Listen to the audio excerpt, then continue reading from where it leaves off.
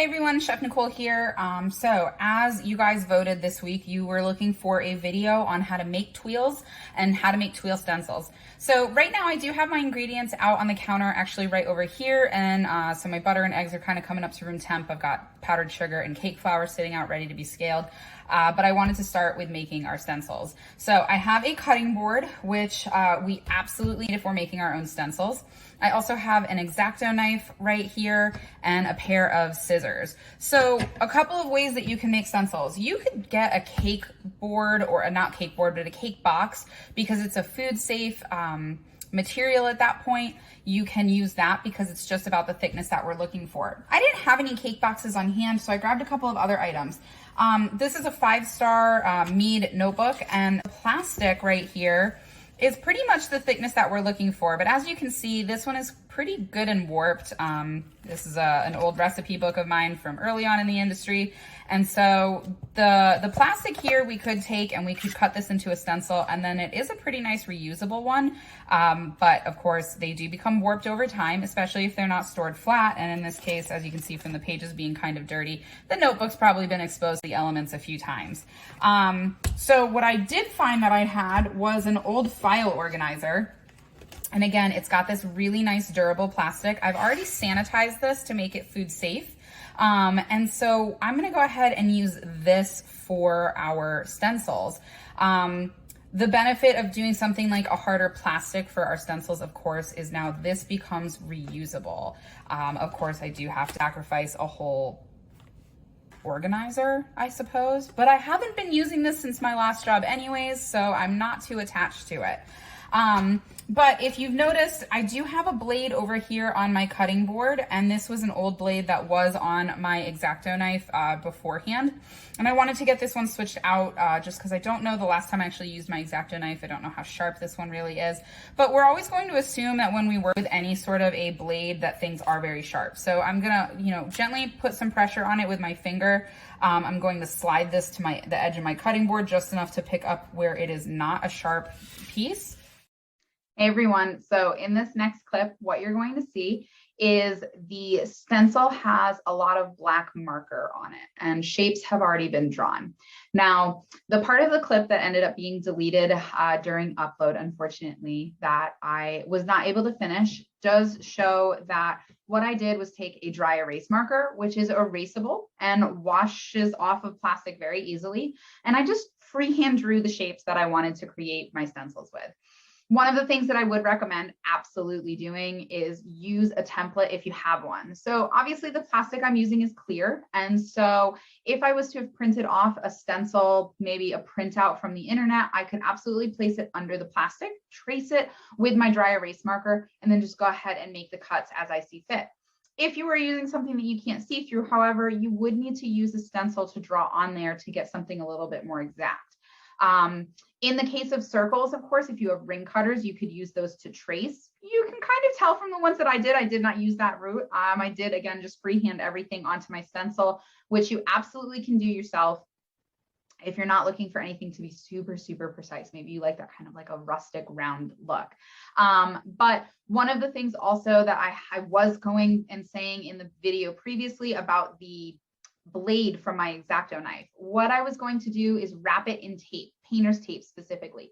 It's a little bit more dense and durable. I fold over a portion of it and then I put the blade end of the X-Acto knife in there and wrap the tape around it, make sure it's nice and stuck before throwing it in the trash. Anytime you have something sharp, whether it's broken glass, an old blade, something like that you need to dispose of, you should always take extra precaution to be sure that it does not pierce through the trash bag, because in the industry, if you're not the person taking trash out at the end of the night, but you are the person throwing broken glass into the plastic trash bag, if that does cut through and breaks, someone else has to clean that trash up, even though it was kind of your fault the bag broke.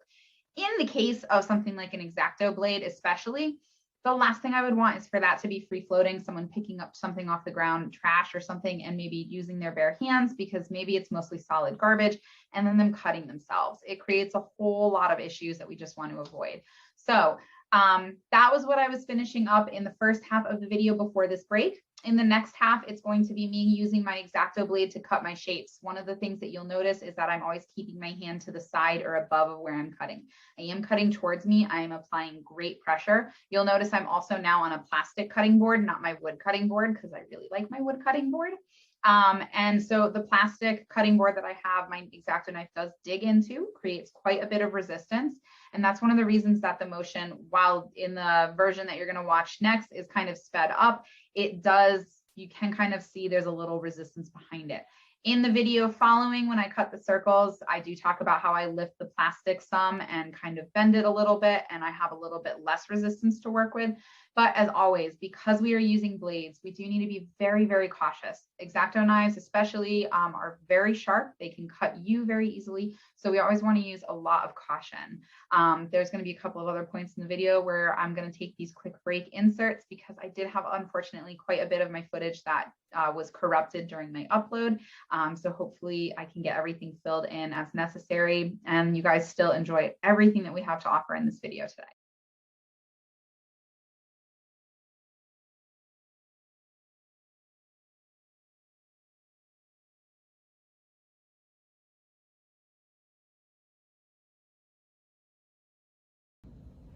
Okay, so at this point I've gotten both of my triangles and both of my rectangles removed, so now it's time for the circles. So circles can be a little bit more tricky. With the amount of pressure, it can be really difficult to rotate either the plastic or your hand when you're doing these. So sometimes the best way to do these is to find roughly the center of your circle. Go ahead and cut down the center. Make sure that you've cut all the way through. So if you notice, I'm lifting a little and inserting the blade and just kind of making sure that I have cut all the way through the plastic. Again, being very careful and gentle.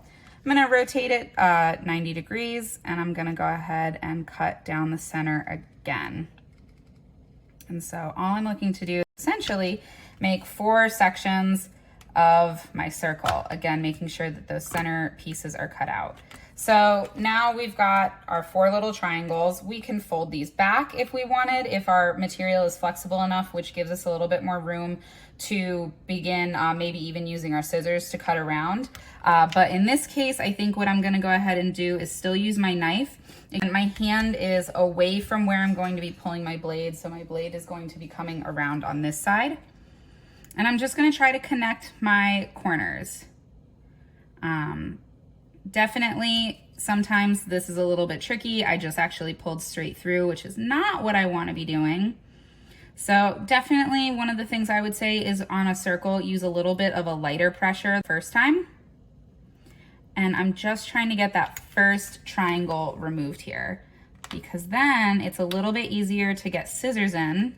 So I've lifted it up again, keeping my fingers out of the way, and I'm trying to very gently follow that initial cut that I made, or score mark, if you will, into my plastic.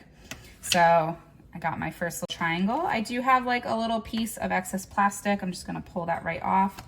And I do notice that I have like a weird little hair of plastic that I'm not really loving. So I'm gonna go ahead and just trim that up right there. Oops, sorry if you guys hear the dog. Someone just came home. And so now I've got my first triangle removed, no problem. So I'll go ahead and get the rest of them finished and show you how I do that.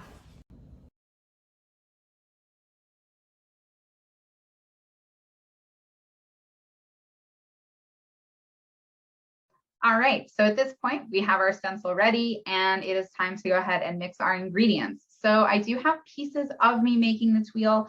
However, they don't all mash up very well. And so it really was not worth going ahead and showing you guys the process. Essentially, as I had stated in my first set of the video here, I had my ingredients sitting out coming up to room temperature. I went ahead and got everything meased. I creamed my butter pretty nicely, added in my sifted powdered sugar, really, really important on those ingredients that we're sifting. I did add a pinch of salt to my recipe. I know it doesn't call for it, but I'm a big believer in salt in everything. Salt is flavor crystals. And while in the culinary world, like salt always is everywhere, it should also kind of be in most places in pastry. There are some exceptions. There are definitely recipes where salt does not belong, but oftentimes salt is a really great addition to bring flavor forward. So with the Tweel, I also added some vanilla powder instead of vanilla extract. This way I wasn't adding any extra liquid to my recipe and softening it further, but I did want to give it a little bit more flavor. So I added just a little bit, maybe like 1/8 of a teaspoon worth of vanilla powder. You absolutely could add other spices. I know in the demo video, Chef Tom uses cocoa powder. He substitutes a portion of his flour and replaces it with cocoa so that he has a chocolate Tweel. So went ahead, got all of that in, sifted all of my dry ingredients, creamed everything together. I I emulsified my egg whites one at a time. Making sure that I scrape my bowl in between my additions really, really well, and then did finish it by hand, kind of got that emulsification all brought together at the end there, and then went ahead and hand mixed in my dry ingredients in 2 separate additions. Once all of that was together, I used the same bowl that my dry ingredients had previously been in. That way I was saving myself some dishes and time, and popped that into my cooler for about 4 hours. And then after that, I was ready to go ahead and start getting ready for putting my Tweel out on the stencil. So unfortunately, that was another video that got missed. Not missed, but everything got corrupted. I don't know why I had such difficulties this week with my videos not uploading properly. But what I do is with my stencil, as you saw in Chef Tom's video, is I very carefully take a little bit more of my Tweel batter than what I really need, and I lay it into my stencil. Now, because I have things like triangles and rectangles with corners, I'm very, very aware of making sure to fill those corners. And then I try to keep my stencil as clear and clean as possible. Now, one thing that I really am big on is working clean. And that also means that when I take the excess off of my spatula, the excess of my Tweel batter is going to the lip of my bowl. So I'm literally taking my spatula and scraping it on the lip of my bowl. Where I have now scraped is the only spot I will ever scrape my spatula again, maybe 1/2 inch one way or the other. But the thing that I don't want to do, and this is for any time we rub our spatula, whisk, anything on the side of a bowl, I don't want to do it here and then over here and then over here and so on and so forth, because then when I go to pick up the bowl, I really do like to hook my thumb on the inside. Everything's dirty. Now my thumb is dirty. Now I need to stop. I need to clean. I need to like have a little bit of a pity party because there's a mess everywhere. Why would I put myself through all of that if I just worked clean in the first place? Watch and pay attention to where I put things. Tools always go back in the same spot. Maybe have a piece of parchment paper out on your counter so that you can just put your tools right on the parchment paper. There's no reason to ever work in a mess. So the video that we're going to get right into, I'm actually taking my Tweels right out of the oven for the first time. And we're going to go ahead and see some shaping of those cookies. All right, my 4-minute timer just went off. I probably, on the next batch, I'm going to go a little bit less in the oven. I got quite some significant browning. So those just came out. What I'm going to do is I have a rolling pin right here, and I'm just going to pick my triangles up, kind of organically shape them on the, on the rolling pin if I could, maybe not. Right there. I'm gonna use my ice cream scoop to keep my rolling pin from rolling. Kind of give those an interesting shape right here. I'm gonna put my Tweel inside of my ice cream scoop. I've got another one right here. Just gonna try to cup those a little bit. This one we're just gonna pinch. These are definitely hot. Kind of make a little floral shape there, and then very naturally just go ahead and give these a twist.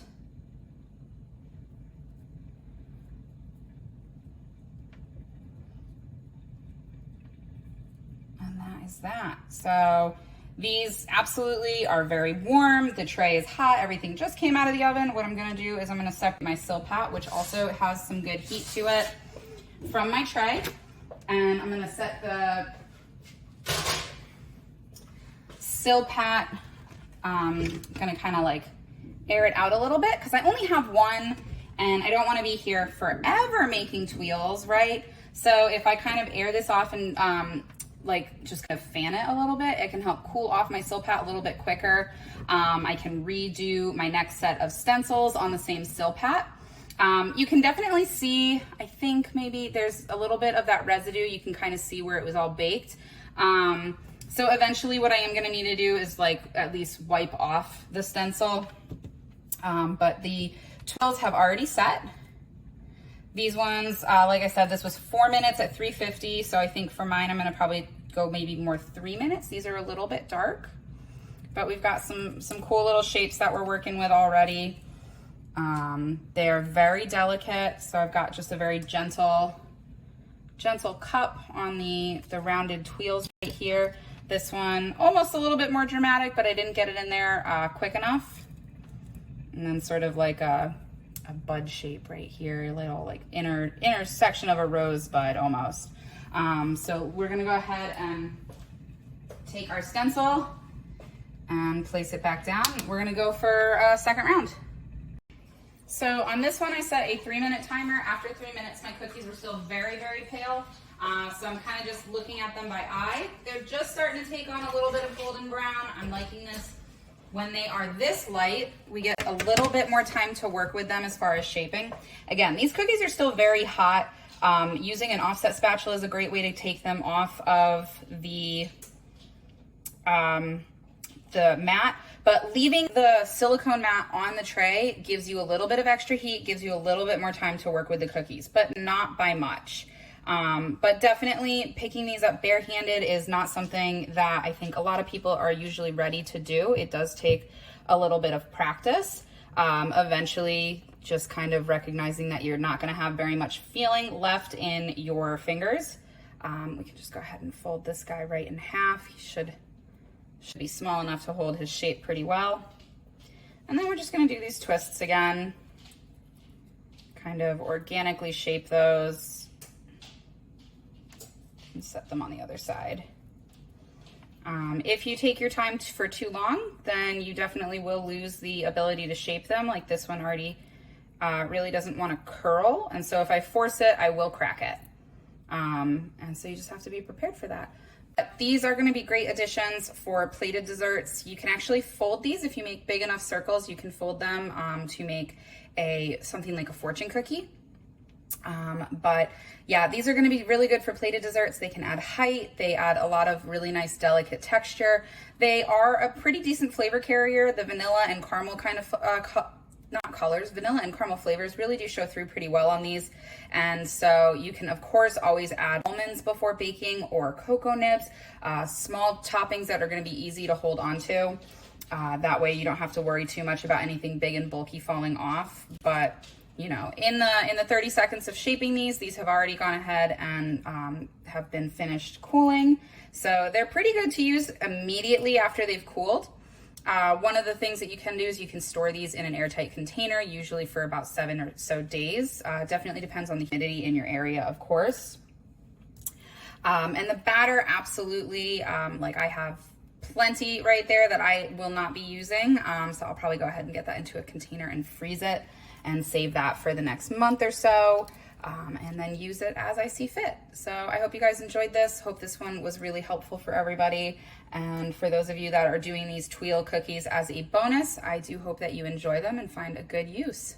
But thanks for watching, everyone. I hope that this was helpful in how to make those stencils, as well as some tips on shaping. If you have questions, as always, please don't ever hesitate to reach out and just let me know.